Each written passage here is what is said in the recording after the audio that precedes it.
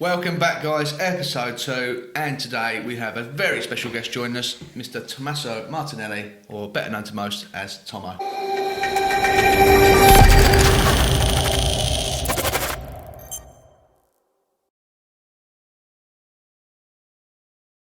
Thank you for having me. Thank you for coming, mate. It means a hell of a lot to us to have you It's here. an absolute pleasure to me, and thank you for inviting me over today, last Friday, for a lovely pike fishing session. Yeah.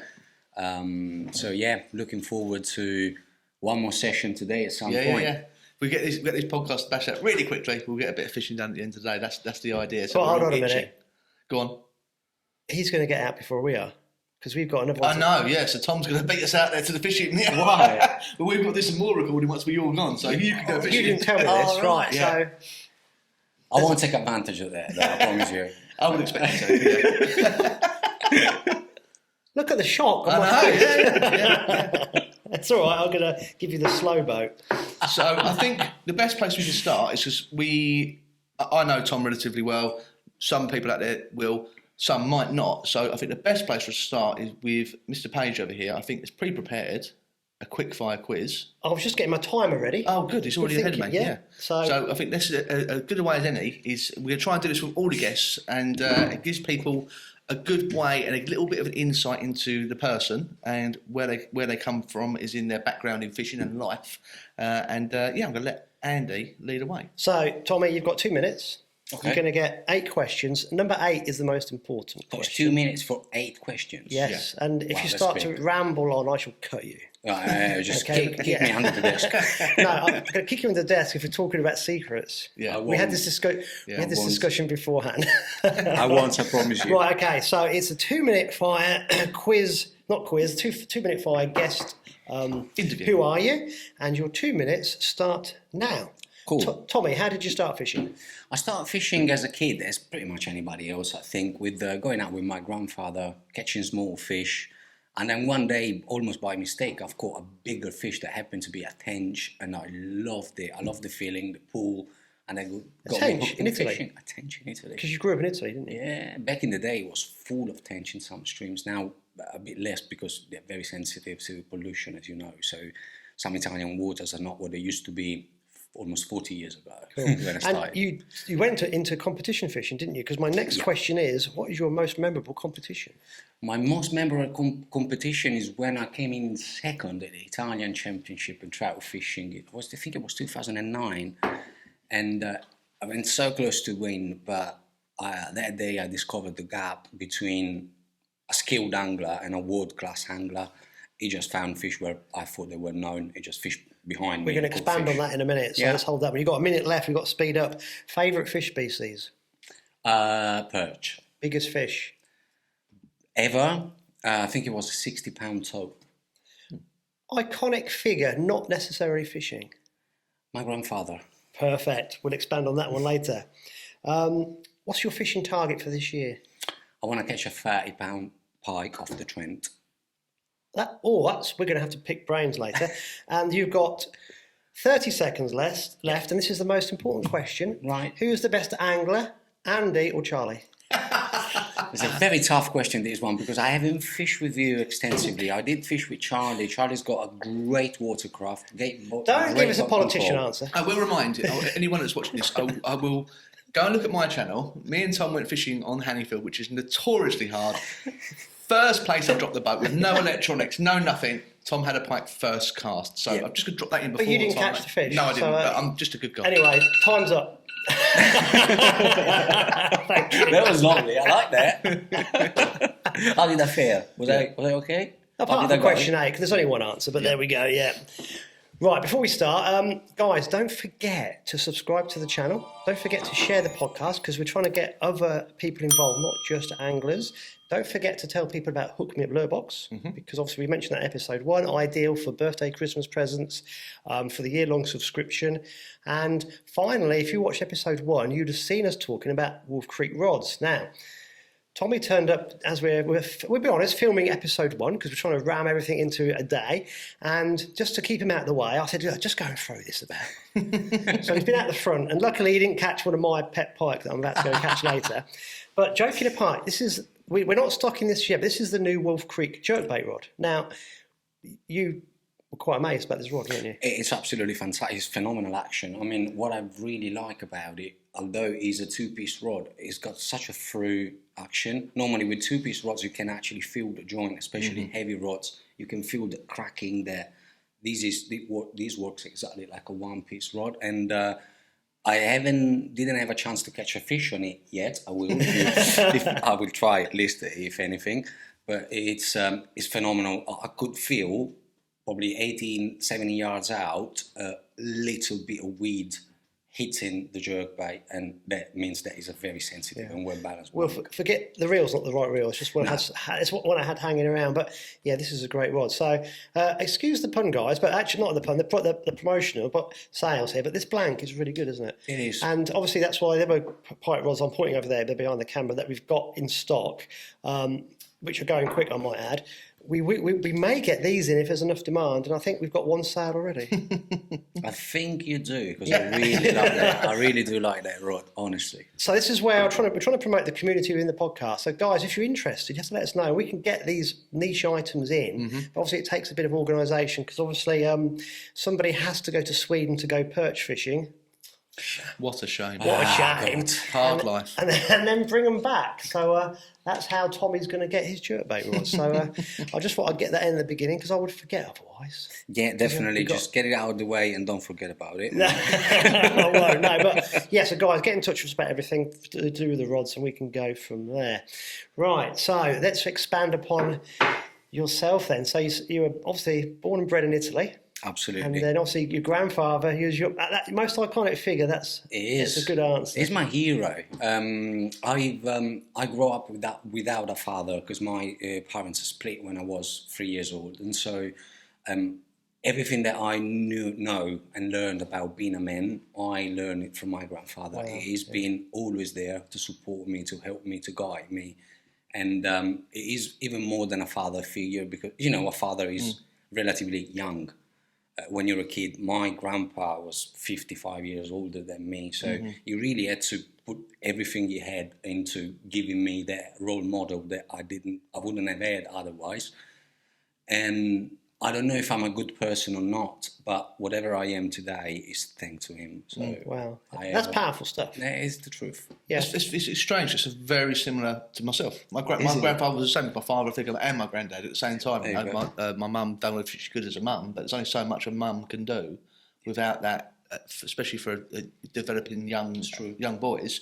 You do sort of need a father figure. And I wouldn't be fishing if it wasn't for my granddad. I wouldn't be doing it. Same. Yeah. Exactly the same. No, it's very interesting. It brought me into fishing and it got me into fishing.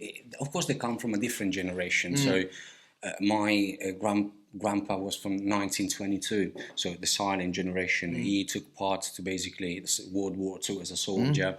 So he grew up with a completely different outlook on fishing. It was more about, we want to eat what we catch. Yeah, because that's just their generation, unfortunately. they had to survive. They had to survive. Yeah. Quite literally, they had to survive. I mean, and so that mindset was really hard to get rid of. But in these latest years, when we were going out, I taught him the new ways, like the new generation coming up. Said, there's no need, nonno, which is Italian for grandpa.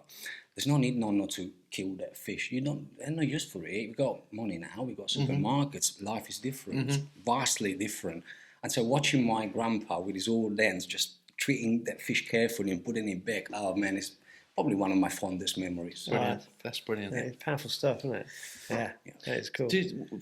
Your background in growing up in Italy and fishing in Italy, what were the prominent spaces, especially within lure angling? Obviously there's other species outside lure angling, but within lure angling, where is your grounding? Where did that start for you?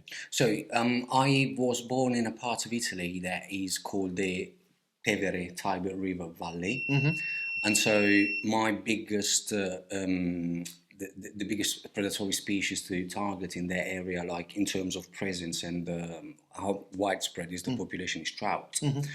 And so that's how I started, just little spinners, casting them out in the current and catching, 30, 40 centimetre trout when you were lucky. But it was very good sports, and it gives you, I think trout fishing has a characteristic that is different from any other kind of lure fishing. It gives you a watercraft. Yeah. It gives you a perfect idea of where the fish is sitting, why is he sitting there, how do I convince the fish to get out of his hiding spot to grab the lure. So you really need to be working your lure around that structure in a spotless way, because if you get it wrong with wild river fish, they won't grab it. So it's especially when they're very heavily pressured and a lot of catch and release goes on as it does in that stretch. And so that got me into fishing, into lure fishing. And then the second species is black bass, like the largemouth. It's just the funniest fish to catch. I mean, you can catch them on anything, literally from 2-inch worm style lures, kind of a Senko, up to 25 centimeter swim baits. They're greedy creatures. Probably 35% of their body is just their mouth. The whole mouth. They get the name from somewhere. They get the largemouth name from somewhere. Exactly. That name comes from, is there for a reason. And so, that literally was my favourite species to target. See, also, when people say bass fishing in Italy, and I know there's bass fishing in Spain, but I've only known about this over the last 2 or 3 years. Really? Because no one talks about it. That's true. So are these bass indigenous to Italy? Or They are not.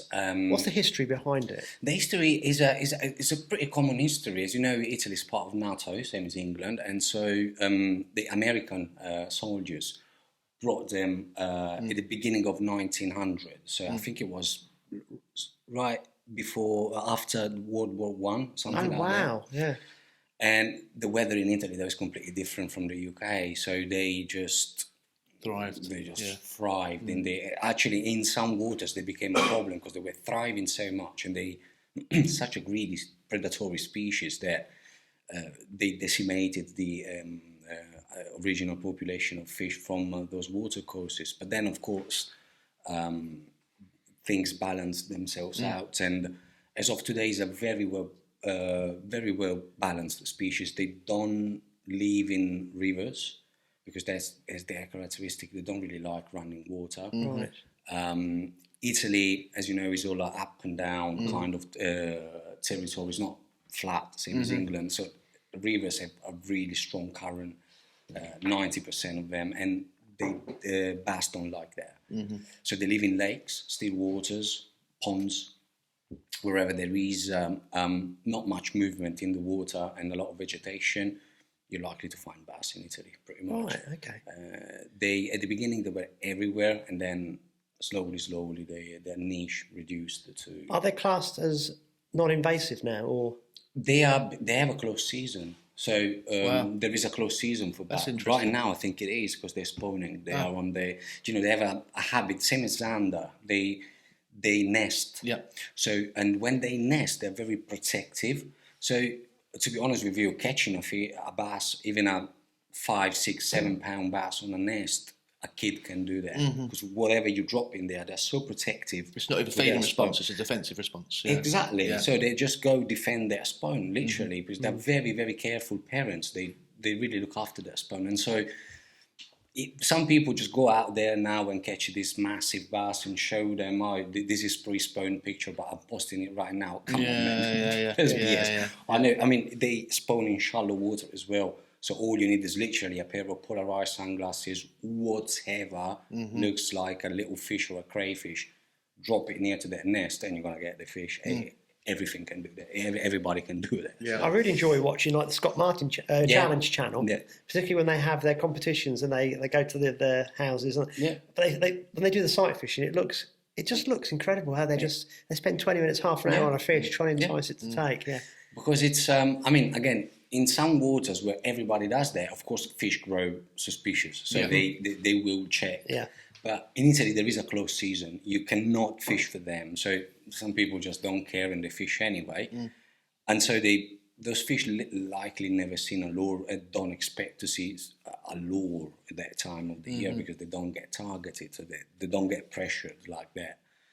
And it's just a reactive kind of defense system. They try to defend their spawn, quite literally. Wow. It's very interesting. It's something that I am incredibly jealous of. I've never caught a black bass or a largemouth bass. Whatever. Never been anywhere where they are. Really? Yeah, I'd love to do it. It's top of my bucket list. I've caught a few. You're not going to believe what I've caught them on. Big musky baits. Yeah. Yeah. Huge musky baits. Yeah, And you think, what have I got on here? It's a Yeah. little bass. Yeah. And it's male, this musky bait that's actually longer than itself. Yeah. And annoyingly, I went to Canada a few years ago. It was a trip I'd won. I'd won a competition and won this trip to Canada. It was beautiful. It was a carp fishing trip.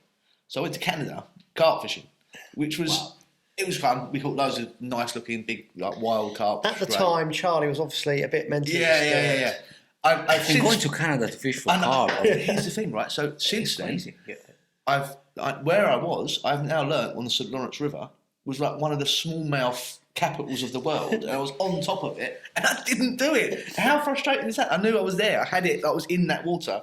I was catching carp. Maybe you're maturing and you're kind of like getting a wider sense that carps. Yeah, there's one species that actually I really would love to target, but there's none in Italy. There's no smallmouth, only largemouth. Yeah, I think a lot of people look to largemouth fishing in America, especially I watch American videos, as an inspiration for UK perch fishing. And I think there's some things you can take. But actually, I think if you look at how people target smallmouth, that's a lot more similar to our perch fishing. You know, it's more finessey. There's similar types of way they feed and areas they like to live. And again, I only know this through being a nerd and reading about it and watching videos and trying to learn. Even if you check out the body structure of a perch, a largemouth and a smallmouth, a smallmouth is much more similar to the European perch in terms of proportion. The mouth is much smaller, the head is much smaller, and the feeding habits are pretty similar. They love the same kind of environment, rocky bottoms, vegetations, wherever there's a hiding. Like bass is more the same, but with the huge mouth they have, I mean, you won't catch, unless it's a very special day, a perch on a 40 centimetre swim bait. You will catch bass consistently on a 40 centimetre swim bait. So. Very interesting. And obviously, since you've moved to the UK, you don't have bass. What's your primary target now? Is it perch or pike or both? It has to be perch because of the way of the part of the country where I'm based. I'm 1 hour away from the River Thames, 25 minutes away from the River Ouse, which offers some of the best perch fishing in the country, literally. Not easy to catch, but if you get to know the spots and roam around them quite a lot and try different things. I mean, this year I probably had 5-6 perch fishing sessions during the winter because I was very busy at work. I still caught 4 perch over 4 pounds. And so that's because... It's not because I'm a magician, it's because I fish the right waters. Exactly. You only catch what's in front of you. We had this conversation when we was pike fishing. People go, I'd love to, I really wish I could catch a big pike, a big 30 pounder or a 20, whatever anyone's big is, be it 20 pound, 15 pound. You can only catch the fish that are in front of you. If you're fishing in the water, it doesn't hold them, then you're never going to catch those fish. So, it's all very much relative. Yeah, a big pike is relative to the water you're fishing, or a perch or whatever. So it's quite interesting. Like you say, four river fish over 4 pounds for winter when you're not putting much time in is incredible. It's incredible, and again, it's down to the knowledge of your spots and knowing whether you are supposed to invest your time in order to get those results. And there are a few rivers in the country that are absolutely fantastic. In this specific case, I want to give a shout out to my friend Sam de la Salle. He's caught a 5 pound fish on a river that is likely the hardest river in the country. I don't fish it because I haven't got that kind of time to put into it. But the River Lee is a monster holder, with very few and far in between. And so he's had, I think, 5 over 4 pound and 1 over 5 this year. And so just shout out to him. Yeah, but that's incredible. Commitment, dedication. That's what it's all about. It's literally time on the bank.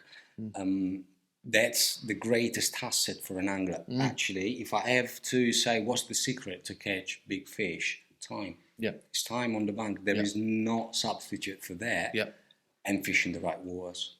Specimen fish is not easy to catch. Well, we've said this again. Me and Tom, as you'll hear a few times, me and Tom have had conversations recently, fishing and other bits. But it's the what am I trying to say? So social media it sort of portrays a bit of a funny thing for people, and they say, "Oh, someone catching all these big fish! Oh, they must be a brilliant angler," which generally they are. But what they don't see is all the time that person's put in where they haven't caught fish, or they've been so frustrated that they don't know what's going on. all you see is the time it's come good. You know, it's very difficult to portray it to everyone. But you know, for some people, it could be quite disheartening. Go, well, I'm never going to get that. You know, they must be lucky. You know, it's not luck. It's the time these people put in, and you know, I can't do it. I haven't got the time to do it. I haven't got the time to invest in it. And applause goes to the people that do it. But I physically couldn't put the time into it. Even if I had the time, I don't know if I would. I get bored quite quickly. It comes down to the fact that if you're really completely driven and committed to that, it has to be a mission. Like consistently targeting big fish, it is a kind of a mission. Yeah, you can't take it part time, simply because in order to get those big specimen fish, you have to put so much time, so much effort into it that literally that level of commitment.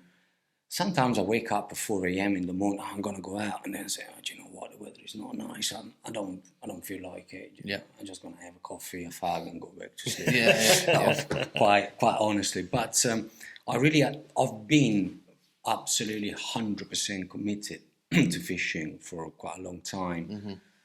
Unfortunately, the last couple of years I changed job, and things really got much busier. So I do not even have that kind of energy. Plus, I'm not getting any younger. That doesn't help. And so, you know, you slow down and you pick your time and your spots more carefully. But in order to be a really successful specimen angler, you have to fish a variety of waters, and there's no substitute for time on the bank. That's my. It's a good insight. I think a lot of people could take something from that. Yeah. I think we're going to talk a little bit about what you've got here now. Before we do that, I've got one more question. One of the quick fire round, you mentioned when you came second in the competition. Yeah. And you came second to, obviously, somebody who's a world-class, in your opinion, a world-class angler. Absolutely, not my opinion. So can you tell us the story behind? Yeah, so it's, I was fishing this river that I'm very familiar with. It's a Torrente Parma is the name of it, and it just flows in the northern part of Italy. It's a tributary of River Adige, which is, again, a tributary of the River Po, where the massive catfish live. And so, but catfish don't get there because it's a very, very fast-flowing kind of river.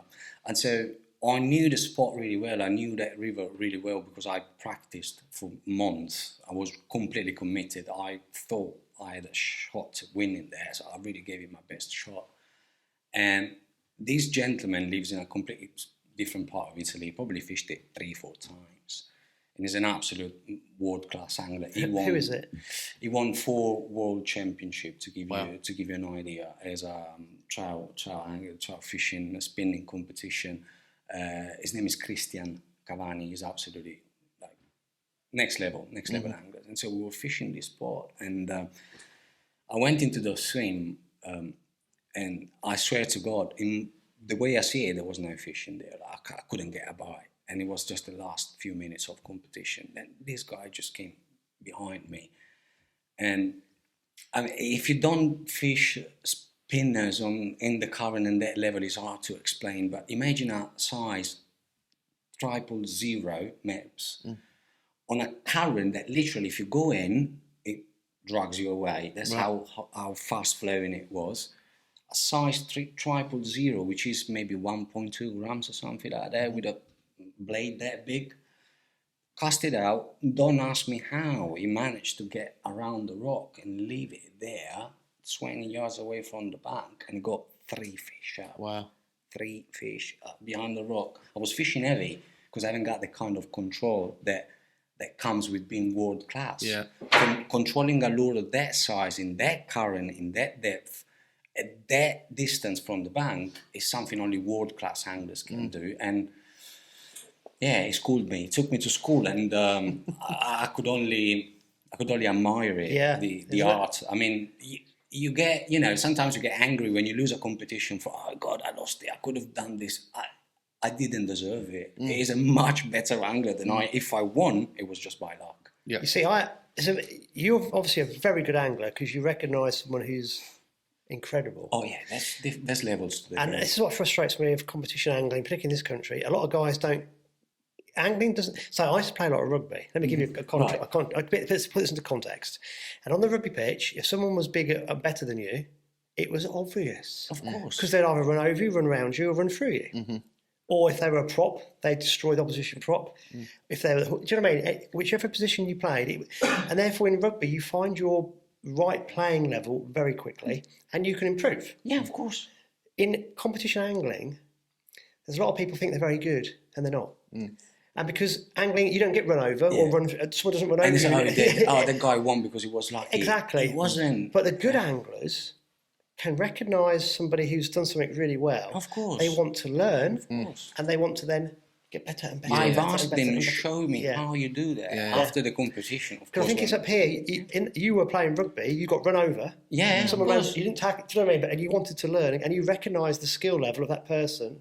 There's levels to that. Yeah. There's absolutely levels to any kind of game. And I think it takes a certain person with a certain strength of character 100%. to be able to look at something, no matter what sport it is. It could be tennis, it could be golf. I mean, golf is instant, isn't it, if someone's a golfer or not. But I mean, on sports where it's not quite so obvious, to actually have that clarity of thought and go, I'm not as good as that person at doing that. I need to get better. I need to, But some people, I think, as you said, it's a matter of character, the way you're made, that applies to everything in life. So some people think that acknowledging that someone is better than you is like acknowledging defeat, which is part of growing anyway. You don't win all of them, do you? So if you don't recognize that you aren't as good, that's not self-confidence, that's delusion. Yeah. Oh, I'm better than that guy. I'm not. If I go play football, I like it. With Cristiano Ronaldo, I know he got past me because he's lucky. No, mate. He's just a billion times better than you are. Just, you recognise it. Be a man. What do you learn when you're successful? To be humble. But you learn not a lot, but in defeat, you learn a lot, don't you? That's the only time when you learn something. Literally, all you can do when you win is be humble about it and don't brag or making a massive deal about it. Because sometimes, my mindset is sometimes you can win because you got lucky, but you rarely lose because you get unlucky. Yeah, that's the way I see it. Yeah, you're exactly right. Yeah, that's the way I see it. I like that. Right, before we go on to these Monarch slurs, let's change the tone and the pace of the podcast. Right. So, guys, what we're trying to do is that was fantastic section there. Yeah, we're trying to change it up though to make it also a bit more fun as well and a bit daft. So this is the daft bit, but I don't apologise. And it's the first time we tried this, so it should work visually, but it may have a few glitches. Tommy, do you prefer a chicken or a cow? Very important question. Cow. Oh God, I'm scared now. There's your buzzer. What's going on? Right. Charlie's got the chicken. Good. Now, this is where it could all go tits up. Right. Because, so I'm going to overlay the video for the guys to see, but I'm going to show you two using Charlie's iPad. Hold on a minute. Come in. I've got pictures of Charlie naked. There's actually a real possibility of that as well. Right, so if you go on to... Right, cut. Videos. There you go. If you click on that one at the top there. Cool. Okay, right, so there's got some sound effects. So, hold on. Let me just turn it. So everyone knows there's 5 lures.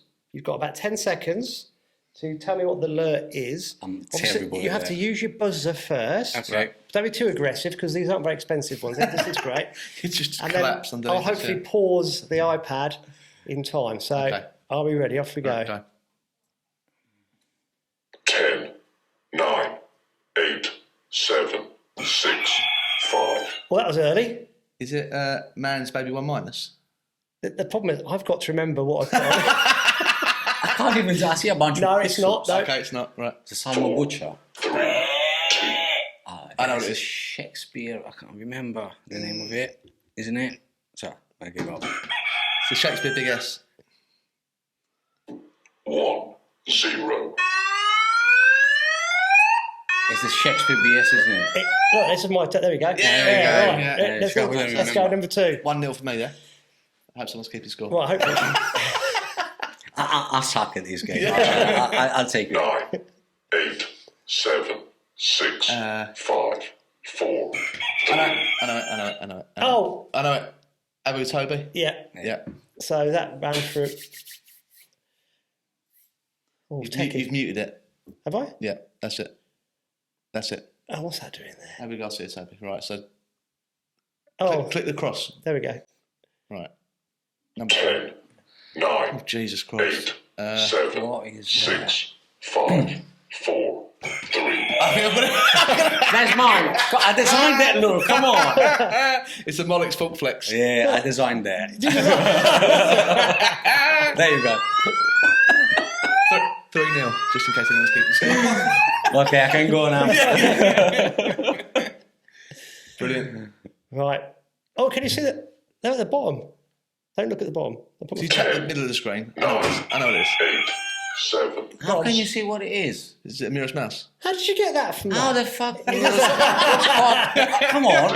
No, I show the people what it. No, see it. Yeah, it's a mirror's mouse now I can see, but it was a bunch of pixels. Joe, this is where my lure buying obsession comes in handy. Right. I've got all these things. Never caught a fish on them, but... Right, okay. Last one, yeah? Yeah. I know Maurizio Muras actually. The guy that I know him designed as it. well. I was going to put down who Yeah. name me the guy who makes it. Yeah, I know him. 9, 8, 7, 6, 5, 4, 3. Got it. Oh yeah. Atom. Abu Atom, yeah, perfect. Well done, mate. Well done. Thank you, mate. 5 out of 5. You even beat me to my lure. Bloody hell. That's class. That is class. I'm Well not done. sure how that's going to... Because now I've got to line up the sound with the video. This is going to take me hours at home. That's- Let people. I mean, people didn't hear what it sounds yeah, like. yeah, so do that. Yeah. okay, cool. I got my Brilliant. victory. While you were getting your gear out of the car, I was busy putting the batteries in these. It was you. I tried to say, don't tell him. I want to see his face. I'm like, okay, man.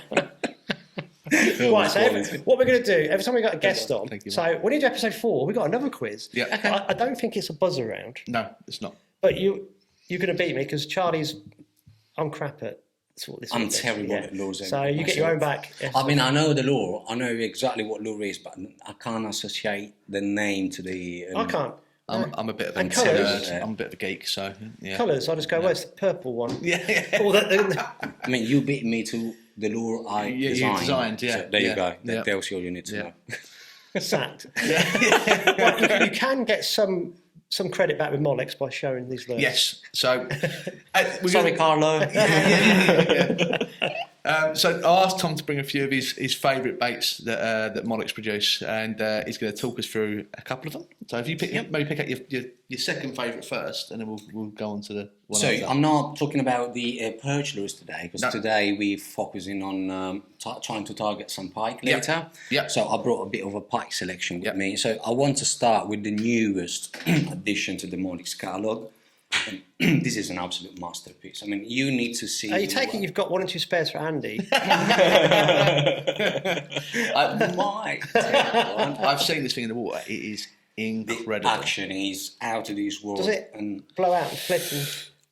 it just goes like, I mean, the thing about these lures, every glide that is worth its salt, right?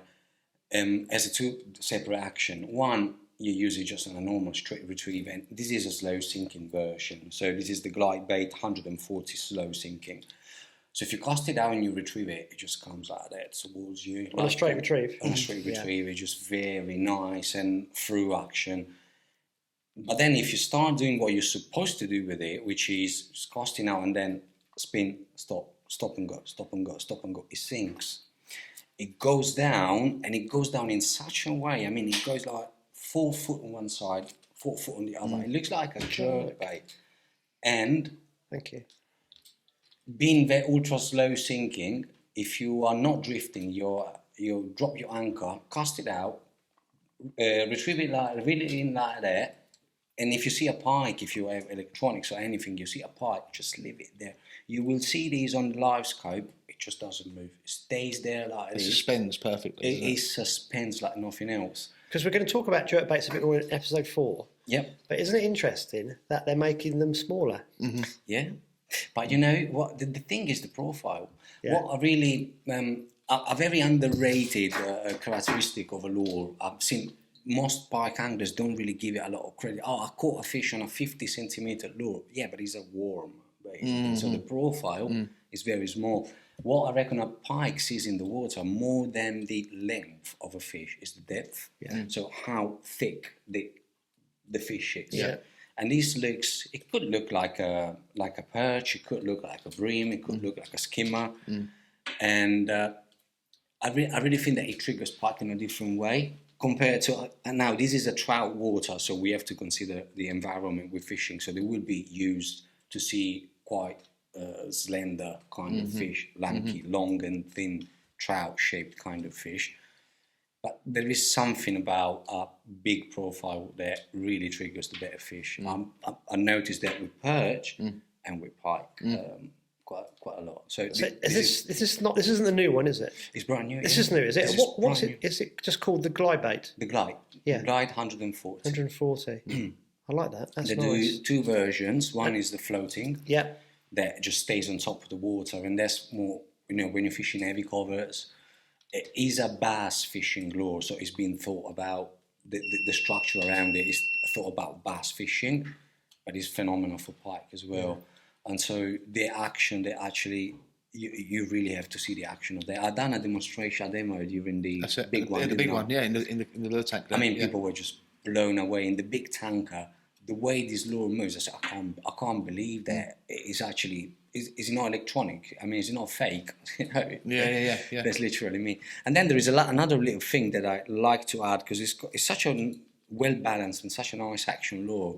But sometimes you're fishing like this water, you might be fishing a spot which is 14, 15 foot deep today as well. And so You're not allowed to go to my spots. no, I promise you, I won't.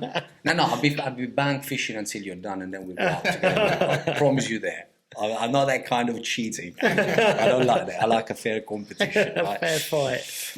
So there is this little clipping weight. This is 7 grams tungsten. I can't remember who makes it, but they're common anyway. You can find them anywhere. And what I tend to do, to add some extra weight, a lot of people put them in the nose. Now, I think that's very wrong. Yeah. I was going to say, because It's terrible. Yeah. I mean, it just sinks. Yeah. It sinks down nose first, and it defeats the purpose of having a good, well-balanced glide bait. So this little ring in there, which, as you can see by the way, is a swivel ring. So I was going to ask, because they're loose. So it's obviously a swivel ring. Yeah. Ah, nice. Good. That's both of them. Yeah.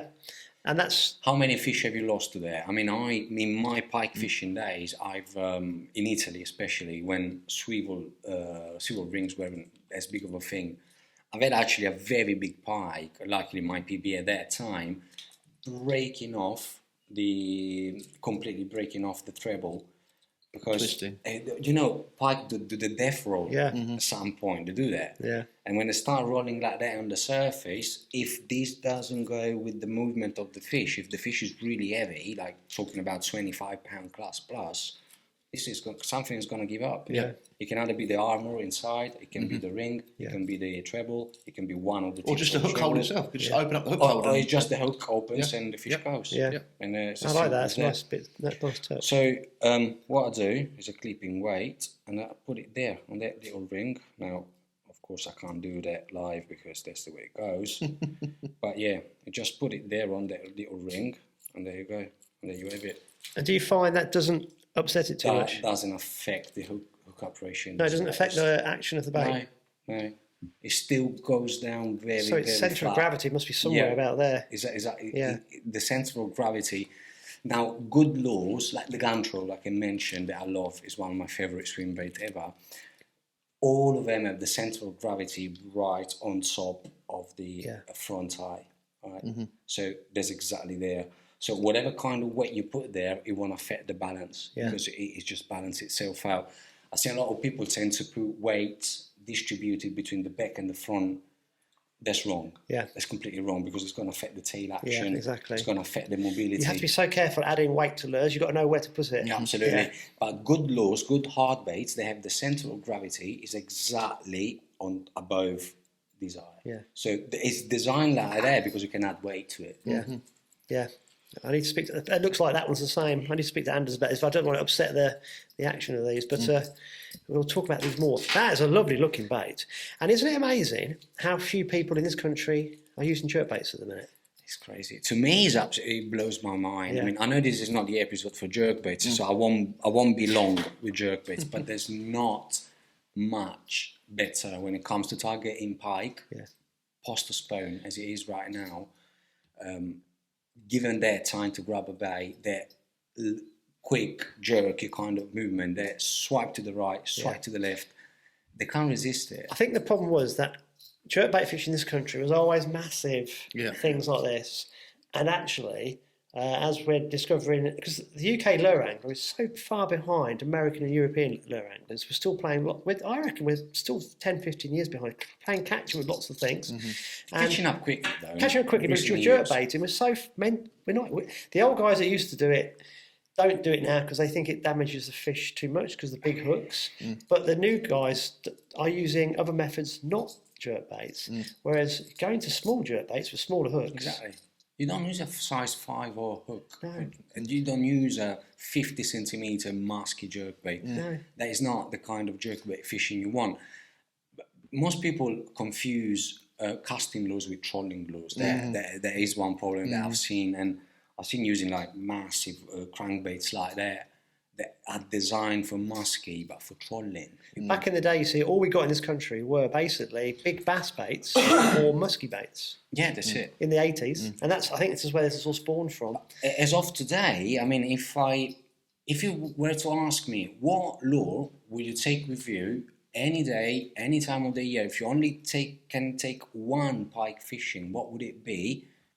Honest with you, it would be a spoon. Yeah. Spoon is the deadliest, most effective, and oldest lure that is out there. It is a lost art. That's why I put the Abu Atom on, because that is like a classic, isn't it? It is a lost art. Yeah. And one day I remember, this is quite a funny anecdote. I was fishing the River Trent with two very skilled anglers, very good anglers, both of them. I won't mention any name because I don't want to upset them, but they know who I'm talking about. And so we were fishing the Trent and we couldn't get a bite on anything. It was absolutely a horrible nighttime, bear in mind, river flooded, watercolor absolutely disgusting, like it was same color as this table, which looks lovely on a table, not as much on a river. So terrible conditions. We couldn't get a bite on anything. We tried every single soft bait you can think of, different ways, different presentations, different styles, drop shot, Carolina, Texas, standard jig, well, too many to mention, I mean, all of them. I found in my lure box this big old spoon made by Monix. I can't even remember the name, that's how long I had it for. As big as that, and probably 20 to 25 grams. So we were fishing this lac bit. So, okay, we tried everything, we might as well try this one, because, I mean, I know the power of a spoon. I mean, they are absolutely crazy. You cannot just cast it and retrieve, that's not how you work a spoon. So cast it out, let it slowly drop to the bottom. A good spoon, when it drops to the bottom, it doesn't drop like a... It flutters, yeah. Flutters like that. And when it flutters, it rolls too. And so there's a lot of vibrations, and it's such a slow, gentle fall. So as soon as it touched the bottom, I had 3 bites. I had a mid-double figure pike, a double figure zander, and a perch pushing on 3 pound on 3 casts. Wow. After we fished the spot with literally any lure you can think of. Now, it's a very, very well-known spot. So it gets hammered, right? There's a lot of people that fish there. But that tells you that fishing is evolving, right? Because people are using soft baits, are using different presentations, the American typical style presentation, so the Texas rig, the Carolina, they're widespread right now. A lot of people use it, the Nico, you name it. I mean, so many, and the normal jighead, of course. But what happens is that people often forget that we come from somewhere, and that's a spoon. And probably nobody uses it this day and age. No. Back in the day, what we used to do is use lure fishing to find fish and then go back through them with baits the next month. Yeah. So on the Fen drains in September, imagine a very steep bank drain. Yeah. You wouldn't go down the bottom. We'd stand halfway Yeah. because it was too knackering on your legs. Of course. But we'd use spoons. We'd cast them to the far bank, let them flutter. And there was one particular drain where it didn't get too weedy. It's about 10 foot deep. It was dynamic. Yeah. And then we would like put them up. Yeah. So we're actually Up, fishing them like down, this. Up, Yeah. down. Yeah. That's And how the we fish as well. zander, because people used to think you couldn't, back in the day, they thought you couldn't catch a zander on a lure. And we knew that was a load because we had caught loads. This is like the late 80s, early 90s. And we're using these spoons just to find out where these fish were, just to go back through them with baits, With live and baits, dead baits. But in hindsight, we caught far more fish lure fishing in an hour. Yeah. Because that's what we, after work, because me and my mate were both school teachers, worked at different schools, we'd meet at this bridge. So the last hour of daylight, say sort of September time, we'd run down to where we last had the contact and just do as much as we could. I think the time of day was perfect as well, wasn't it? It was just getting towards dark. Lure fishing is so effective if done right. Yeah. And of course, I mean, you rarely beat baits. But there is a time of the year, and for pike, in my opinion, is right this time of the year, which is the post-spawning season. So I know that in this specific body of water they spawned already because we fished for them last week, and they weren't full of eggs by no means. They were quite lean fish. They actually had their You keep talking about my pike. Isn't it? Yeah, that was Emma, I think. She told me, yeah, I'm done. Yeah, she was a bit of a cow, wasn't she? But honestly, that's... can I give away that little secret that we talked about? Yeah, because the comp's finished. The comp's finished by the time this airs. All right, Yeah, cool. because what you're about to say is a tactic that me and my boat partner are about to utilise. My boat partner doesn't know this yet, but he will do. We've already sussed this out by the time this video goes out, but the comp's already been done. So I started fishing back in the beginning of the 80s when I was a proper baby. And so at that time, there was no electronics and none of that. I didn't have access to a boat. I didn't come from a very wealthy family, so I was bank fishing all the time. And pike is quite a predominant species in a couple of bodies of water around my house, so I was going and target them. Now, talking to experienced anglers, local anglers, they were like, how do I see where these fish are? Because it's such a massive body of water, and I don't know, literally. I can see that there's a sunken tree, but they are everywhere. Sunken trees are everywhere in those bodies of water, because they're literally being flooded intentionally by people. There's even houses down there. I mean, so there's a bit of everything. So how do I find where to put some more time rather than a custom move? So this time of the year, post-spawning, do a very simple thing. At that time, there weren't spinner baits around, right? Bear in mind, it was just big spinners. So cast out these big old spinners, like 56 grams spinner. Cast it out, reel it in as fast as you can. Fish have just been spawned, so they're spawned out. They need to put on fat, they be hunting, but they're not as fast to grab a spinner, retrieve at that speed. And even if they do, the hookup ratio would be not the best ever. Yeah. Some of them didn't even use any hook. And were just casting out the spinner with the weight, this big blade, see the fish following or moving, and then right behind that, cast a jerkbait. Slow sinking jerkbait, slow action, and it was absolutely deadly. Because you see this fish moving, so that what the spinner or the spinner bait in modern days does is it triggers their aggressivity. It's the trigger, isn't it? Yeah. Yeah. It triggers that they get aggressive, and so the next thing they see that moves at the right speed, they go for it 100%. Annihilate it, yeah. And it works really, really, really well. Well, I this witnessed time of it in the year. person here in Hanningfield. You know, it's spinnerbait fishing or anything like that. It's not something I do much of. I'm quite limited in my armoury of pike fishing, but it was impressive to see that tactic work. You cast a spinnerbait, we visibly see a fish. The very next cast with a jerkbait, and I think where a lot of people will go wrong is they get a follow on a spinnerbait and they think, well, that's a big thing to do. I'll carry on doing that. But it's not. You're using it as a tool. It's a search bait. You're using it to locate the fish, It is what it is. and then mopping it up with a jerkbait. It was brilliant to see. It was a great tactic. Yeah, it's especially. I mean, it's got a time and a place. Of course, you can't use it in the dead of winter because fish won't follow anything, not at that speed, if anything. But right now, when the water warms up and they spawned out, they have a lot of energy, and they chase things. Most of the times with a spinnerbait, you get bite, but you don't hook up, and because the fish just don't have the last 5 seconds sprint to grab it. They haven't that level of energy yet. So that's when the jerkbait comes to play. It gives them the perfect time, just as soon as you move it, and you don't get a bite on the pose, almost never. So when you move it, as soon as you move it, abandon it. Yeah, true. Still wants the trigger, but wants something slower. It wants something slower. But we're going to stop there because if it gives too many secrets away. if me and Dan don't win the Pike Maniacs and people are watching this going, Andy, you got it. But Yeah. Before we press record, we were talking about this. I said, we're not going to mention that. And they went, no, we can because it goes out after the event. Yeah. There you go. But yeah, There you go. isn't it amazing how we didn't even rehearse it and we're going, yeah. Makes It's sense. great. I mean, but you know, when you've been fishing for pike for other certain species anyway for a long time, all the anglers tend to come to the same conclusions because at the end of the day, fish are fish, right? Yeah. And it's down to your observation ability. How But much? it only works at certain times of the year. Of course and it that's does. some people it does. don't do this all the time. It just No, it would be a waste of time in the winter. Some people they don't. So it only work for 2 or 3 weeks sometimes. You just got to be on the pulse all the time, Yeah. and have a starting point. You haven't got to know exactly what to do every time. You've got to have a starting point and go from there. Of course. I'm conscious that we're running on. We're probably on to about 45 minutes. Yeah. So have you got something else in your box of tricks? Okay, so I have. This is called the Molix Lover. Lover. Now, Lover. Yeah. Lover. you know who designed that? I mean, now, sorry for the rust, but it's been there for quite Was a long that you time.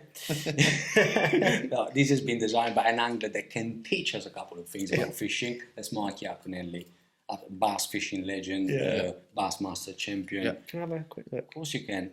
Their action on there, again, this time of the year, I tend to use it more as a search bait than as an actual lure that I use to fish.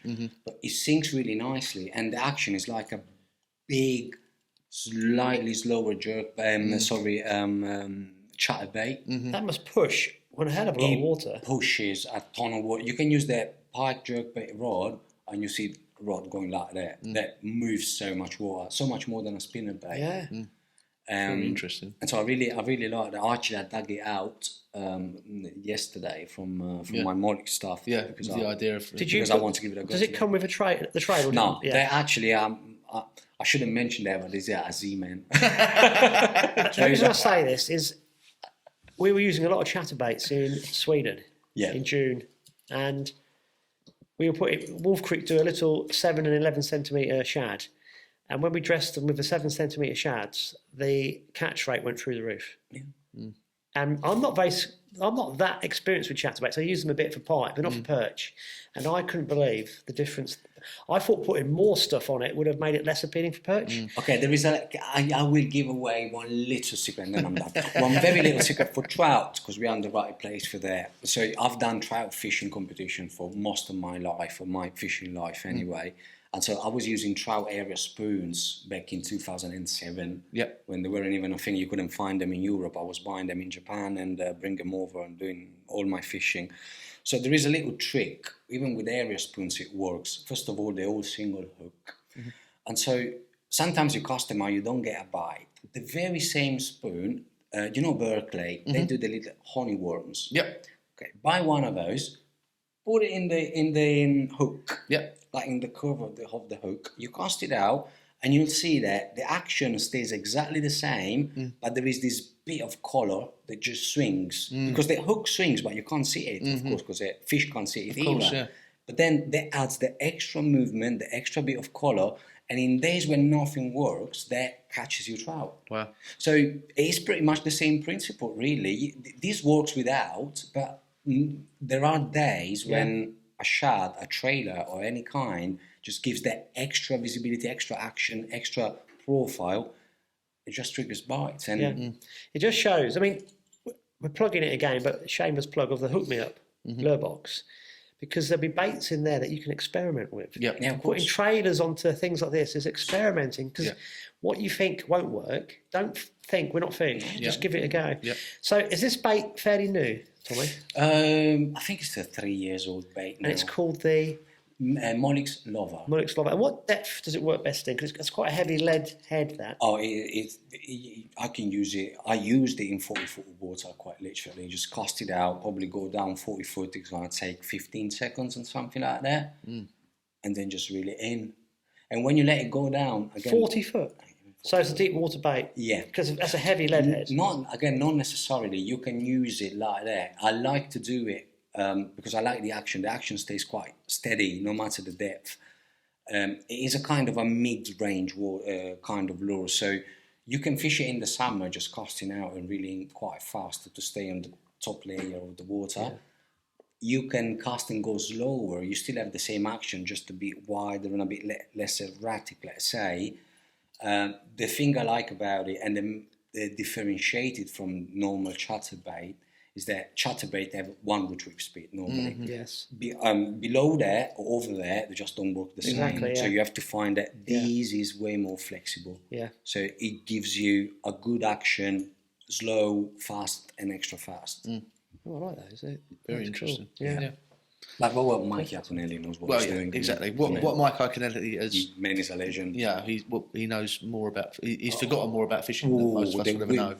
All of us will ever know. I noticed the fact that he's done so well with the big boat bass fishing now that he started kayak fishing just to prove that he can do that. Yeah, which is brilliant. See, I think the great anglers, the great sportsmen in general, they just got to a stage where they look for a challenge. Exactly. Because I proved myself on the world stage. I'm up there with the best, and I've been the best a couple of times. So let's challenge ourselves a bit more. That's what I think being great at something is all about. Yeah, totally agree. That drive, cool. I'm a bit disappointed that I forgot the Aussie hat, because you did look great at it for the last half an hour with the cork swinging. Yeah. I had that vision. Yeah. I had this bizarre vision in my head as you were talking with your accent, thinking it really looked brilliant with the Aussie hat on. But trying to keep a straight face and talk really seriously. Yeah. I think we need to bring episode 2 to a close. Agreed. Because it's we'll ramble on forever, otherwise we'll have nothing left for the next one. I could sit here and talk to you all day. I love this actually. We're talking about fishing with a couple of friends, and so I can do that all day. It doesn't, having a camera or mic doesn't make a difference. Yeah. Well, we'll have you back on episode 4. We won't ask you to go home and come back again. I'm going to change hat so people don't click that we're actually in the same location. So we'll do episode 4, which will come out in a couple of weeks, very soon. But guys, make sure you subscribe to the channel, share the podcast, let us know your thoughts, send us in ideas, because that's what it's all about, community-based, and buy yourself a rod, like Tommy did. Fantastic rod. Easy. Charlie, anything else to add? No, I think you've covered it perfectly, mate. Cool. Thanks. Again, just thanks to Tom for being here, and just giving away my secrets. It's fine. Yeah. And can we hurry up so we can go fishing, please? Yeah, okay. Right. That's the bottom line. We're going to go. End of episode 2. Thanks for watching, guys. Thank you, guys. Cheers.